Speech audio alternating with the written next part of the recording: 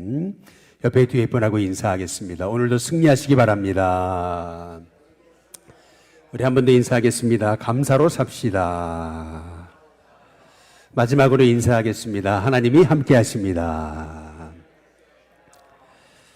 프랑스의 정치가였던 가스통 피에르 마르크라고 하는 분은 이런 얘기를 했습니다. 어떤 사람을 알려면은 그가 하는 대답에 집중할 것이 아니고 그가 어떠한 질문을 하는가를 보아야 된다라고 그렇게 말했습니다. 어떤 사람이 하는 질문을 보게 되면은 그 사람의 관심사를 알 수 있고 또 그 사람의 마음을 알 수 있고 또 그 사람이 지금 어떤 생각을 하고 있는지 알 수 있기 때문에 대답이 아니고 질문을 보라 이렇게 말했던 거죠. 성경을 통해서도 우리가 하나님의 진리를 깨달아 하는 데 있어서 중요한 것은 성경에 나온 질문들입니다. 오늘 우리 47절에 한번 보시면은 이런 질문이 나오죠. 이에 대제사장들과 바리새인들이 공회를 모으고 이르되 이 사람이 많은 표적을 행하니 우리가 어떻게 하겠느냐. 여기 보면은 우리가 어떻게 하겠느냐라는 그러한 질문을 바리새인과 대제사장들이 공회를 모으고 했던 것을 이제 볼 수가 있습니다. 쉽게 말하면 이런 거죠. 우리가 무엇을 해야 됩니까? 우리가 무엇을 해야 될까라고 하는 그러한 얘기입니다. 성경에 말한 형제들아 우리가 어찌할꼬라고 하는 그러한 말씀과 똑같은 질문이 되는 거죠. 오늘 질문의 배경은 이렇습니다. 죽은 지 나흘이나 됐습니다. 벌써 썩어서 냄새가 진동합니다. 무덤에 갇혔습니다. 그런 나사로를 우리 예수님이 말씀 한마디로 살리시는 거예요. 돌을 옮겨놓으라고 말씀하시고 그리고 나사로를 향해서 나사로야 나와라 선포하실 때 이 나사로가 배에 동인 채로 얼굴을 수건으로 두른 채로 나오게 되는 거죠. 풀어놓아 다니게 하라 말씀하셨을 때 나사로는 그 모든 배로 동인 것들을 풀고 수건에 쌓였던 얼굴을 풀고 그리고 그는 자유한 인생이 되었던 것을 볼 수가 이제 있는 것입니다. 이 놀라운 이 죽은 자를 살리시는 예수님의 이 모습 앞에서 사람들의 반응은 둘로 갈렸던 겁니다. 오늘 45절, 46절에 보시면은 마리아에게 와서 예수께서 하신 일을 본 많은 유대인이 그를 그 다음 어떻게 했다 그랬습니까? 믿었으나 믿는 자들이 있었습니다. 당연히 이 부활의 이 축복을 바라보면서 이 믿어야 되는 거죠. 그러나 반면에 46절에 보니까 그 중에 어떤 자는 바리새인이 가서 예수께서 하신 일을 알렸다 이렇게 말하고 있습니다. 예수님이 죽은 나사로를 살리셨을 때 사람들의 반응은 둘로 갈린 거죠. 예수님을 믿었던 사람, 믿었던 유대인들이 있었던 반면에 예수님이 하신 일을 바리새인과 이 대제사장에게 알렸던 사람이 있었던 겁니다. 그때 대제사장과 바리새인이 공회를 모으고 나서 그들이 했던 질문, 사실 이게 인생의 절대절명의 질문인 거죠. 우리가 어찌할꼬라고 한 겁니다. 참 그들이 이 질문을 했다라고 하는 것은 그들에게 있어서 엄청난 이 나사로가 살아난 것은 충격적인 사건이었다는 얘기를 의미하는 거죠. 당연히 뭘 해야 되겠습니까? 우리가 어찌할꼬 어떻게 해야 할까? 여러분 당연히 뭘 해야 되겠습니까? 생명 대신 부활이신 예수님을 믿어야 되겠죠. 저와 여러분이 생명 대신 주님이 저와 여러분의 주인 되시도록 오늘도 그 예수님을 마음에 굳게 믿는 저와 여러분이 될 수 있게 되기를 주님의 이름으로 축복합니다. 이번에 우리 권사님 어머니가 하늘나라로 가셨잖아요. 장례를 치르기 위해서 우리 같이 조문하기 위해서 속초를 가는데 차 안에서 우리 장로님 한 분이 이런 얘기를 하시더라고요. 자기 이렇게 존경하는 분인데 같이 밤새도록 대화를 하고 그러다가 그분이 돌아가셨는데 이렇게 손 잡았었는데 조금 전까지 살아계실 때만 해도 온기가 가득했던 그 손이 딱 돌아가시니까 정말 차디찬 손이 되더라는 거예요. 그런데 그 손을, 생명이 떠난 손을 잡고 있는데 도저히 잡을 수가 없더라는 거예요. 조금 전까지만 해도 생명이 있을 때는 온기가 있어가지고 서로 잡고 할 때 서로 이렇게 힘이 되고 이제 이랬던 거 아니에요? 그런데 딱 생명이 떠나니까요. 너무나 놀랍게도 조금 전까지만 따뜻했던 그 손이 너무나 차가워가지고 잡을 수가 없을 정도로 그렇게 차디찬 그런 손이 되고 말더라는 겁니다. 사랑하는 형제가 죽었어요. 그리고 무덤에 갇히고 냄새까지 납니다. 벌써 나흘이 지났습니다.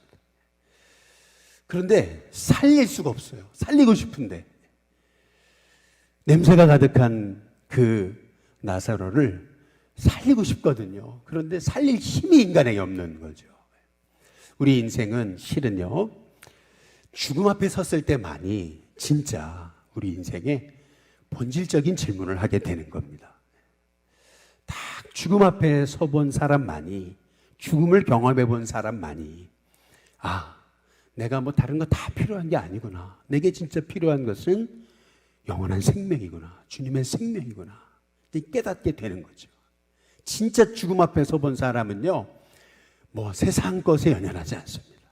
진짜 소중한 것은 영원한 생명이구나. 예수님이시구나. 진짜 우리에게 소중한 것은 나의 참 구원이 되신 하나님이시구나. 이제 사람들은 인생의 죽음 앞에 섰을 때, 그때야 비로소 진짜 본질적인 질문을 하게 되는 거거든요. 나사로가 죽었어요.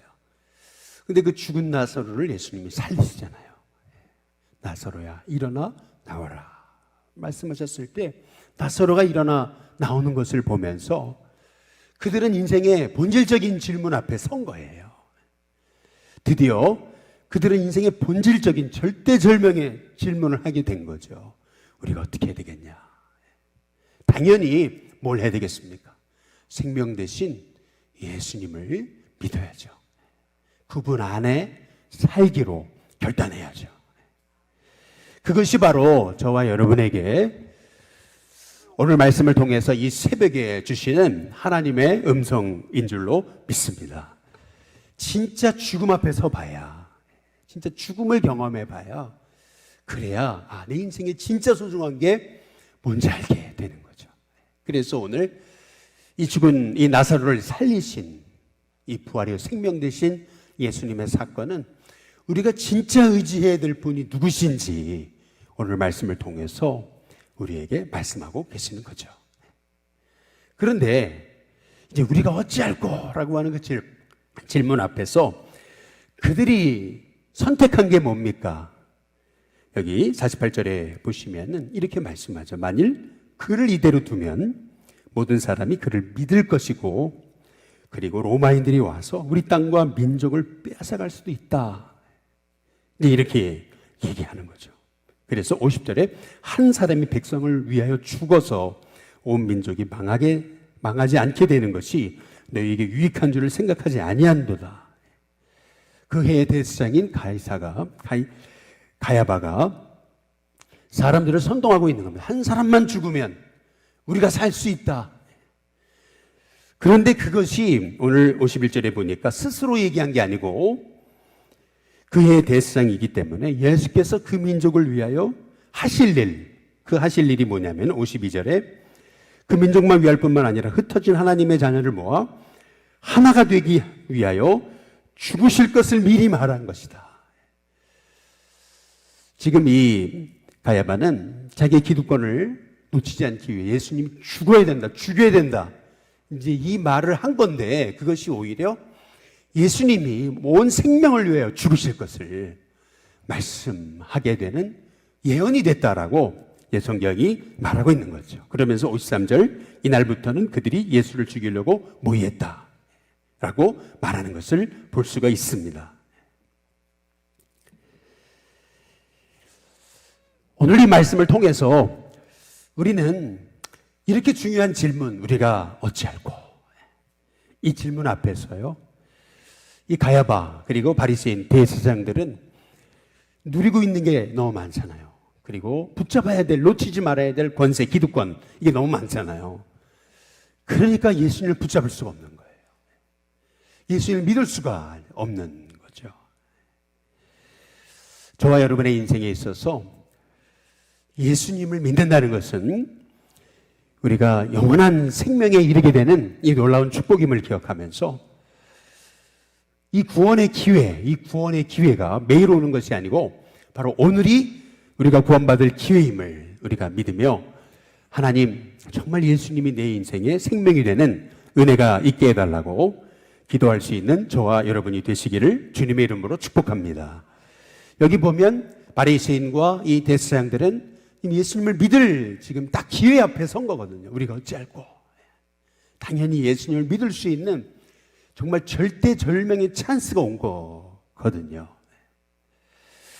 마찬가지입니다. 누구에게나 기회가 이제 있습니다. 변화의 기회가 있고 회복의 기회가 있습니다. 저와 여러분 얼마든지 새로워질 수 있습니다. 하나님이 우리를 통해서 하나님의 놀라운 일을 행하시고자 늘 언제나 변화될 찬스, 구원받을 찬스, 새로워질 찬스를 주시는 거죠. 여러분 그 찬스가 언제예요? 바로 지금입니다. 오늘입니다. 바로 이 순간이죠. 저와 여러분이 지금 오늘 정말 이제는 예수님만 바라보기로, 예수님만 의지하기로 내 생명의 주인 대신 예수님만 붙잡고 살기로 결단하는 우리 일신교회 성도님들 되시기를 주님의 이름으로 축복합니다. 세스 고딘이라는 사람이 이런 얘기를 했습니다. 사람은 재능이 없어 실패하는 게 아니고 사람은요 목적이 없어 실패한다는 겁니다. 사람은요 아이디어가 없어가지고 실패하는 게 아니고 실은요 실천력, 결단력, 실행력이 없어가지고 실패한다는 겁니다. 많은 대기업들이나 많은 곳들에서 아주 대단한 그런 아이디어를 찾는데 실은 아이디어가 없어가지고 사람들이 실패하는 게 아니라는 거예요. 아이디어는 있어요. 다 생각이 있어요. 이렇게 하면 된다고 다 알고 있어요. 그런데 문제는 뭐냐면 지금 변화될 결단을 못한다는 거죠. 결단력이 없는, 실천력이 없는 거예요. 마찬가지로 여러분 지금 바리새인과 이 대제사장들이요 예수님이 생명 되신 거 알았잖아요. 그러면요 지금 믿어야죠. 내 기득권, 내 누릴 그 모든 권세들 내려놓고서라도 그 예수님을 믿어야죠. 저는 우리 일신교회 성도님들이 정말 오늘 이 시간 내가 변화의 결단을 할 수 있는 저와 여러분이 될 수 있게 되기를 주님의 이름으로 축복합니다. 사도행전 2장에 보면은 베드로가 3,000명의 사람들을 앞에 두고 이제 설교하죠. 바로 예수가 그리스도이심을 설교했습니다. 그때 사람들의 반응은 그거죠. 형제들아, 우리가 어찌할꼬? 똑같은 질문을 한 겁니다. 지금 바리새인과 대제사장이 했던 그 공회에서의 질문, 우리가 어찌할꼬? 똑같은 질문을 한 거죠.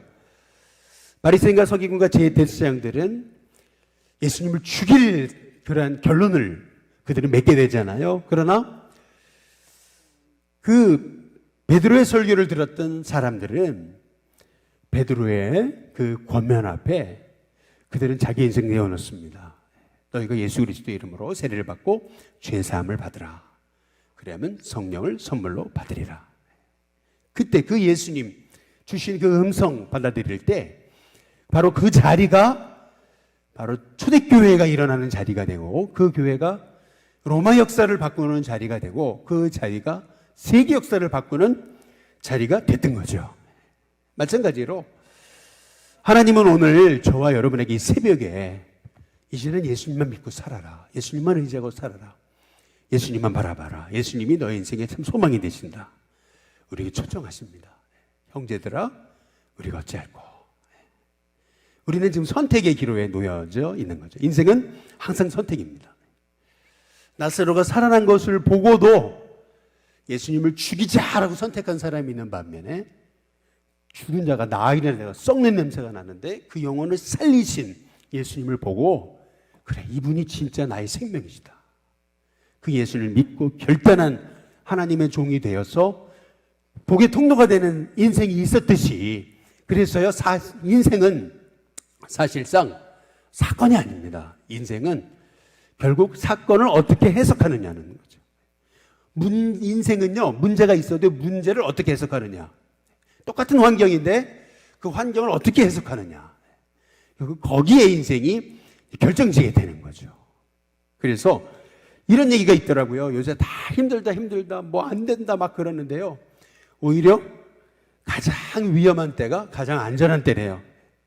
왜냐하면 다 안 된다고 그러니까 다 안 하니까 오히려 기회가 더 많다는 거예요. 그렇지 않겠어요? 저와 여러분 오늘 저와 여러분에게 우리 주님이 초청하십니다. 생명 대신 예수님. 그 예수님을 바라보겠냐는 거죠. 오늘 54절에 한번 보시면은 우리 한번 같이 한번 읽어보겠습니다. 함께 있습니다. 시작. 그러므로 예수께서 다시 유대인 가운데 드러나게 다니지 아니하시고 사람들이 죽일래니까 아직 때가 아니시잖아요. 그래서 거기를 떠나 그 다음 어디로 가세요? 빈들 가까운 곳인 에브라임이라는 동네에 가서 누구와 함께요? 제자들과 함께 거기 머무르시니라. 여기서 중요한 말씀이 있죠. 누군가 나를 죽이려고 찾는다 그러면 혼자 있어야 되는 겁니다. 혼자 은밀하게. 그런데 오히려 예수님은 제자들과 함께 계십니다. 이제 수주 후면은 예수님 십자가 죽으십니다. 얼마 후면 예수님 죽으세요? 근데 그 마지막 순간을 예수님은 제자들과 함께 계십니다. 근데 그 곳이 어디냐면은 여기 빈들 가까운 곳 에브라임이라는 동네다. 이렇게 말씀하십니다. 이 에브라임이라는 동네가 어딘지 정확히 알 수가 없습니다. 그러나 중요한 것은 빈들이라고 하는 말씀입니다. 에르모스라고 하는 말은 광야입니다. 광야 가까운 곳인 에브라임의 동네에 가서 제자들과 함께 바로 거기 머무셨다라고 말씀하고 계시는 거죠. 인생은 광야 같습니다. 그런데 그 광야에서 우리가 누구와 함께 있느냐, 누구를 바라보느냐, 누구를 의지하느냐. 사실은 거기에서 인생의 성패가 달린 겁니다. 저와 여러분 정말 생명 되신 예수님 이 광야 같은 인생에서 의지하지 않으시겠습니까? 결국 죽음 앞에 서 보면은요, 결국 세상 것 아무것도 아니잖아요.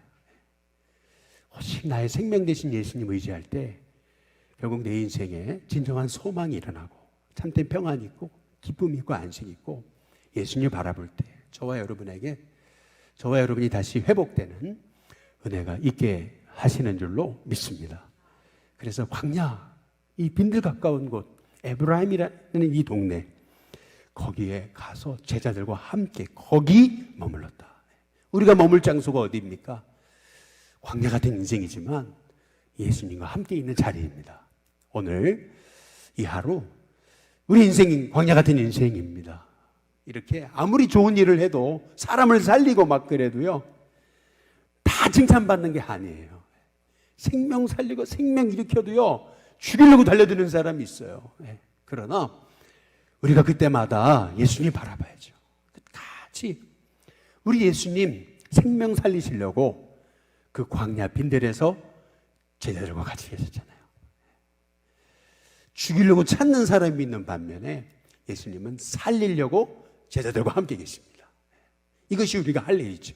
광야 같은 인생입니다. 그러나 우리도 예수님이 보여주신 삶처럼 생명 살리는데 이 복음의 이 능력, 축복을 알지 못해서 지금도 헛된 세상의 것을 쫓아가는 인생에게 예수님만이 부활이고 예수님만이 생명이고 예수님만이 내 인생의 소망임을 증거할 수 있는 저와 여러분이 되시기를 주님의 이름으로 축복합니다. 오늘 시간 같이 선포하겠습니다.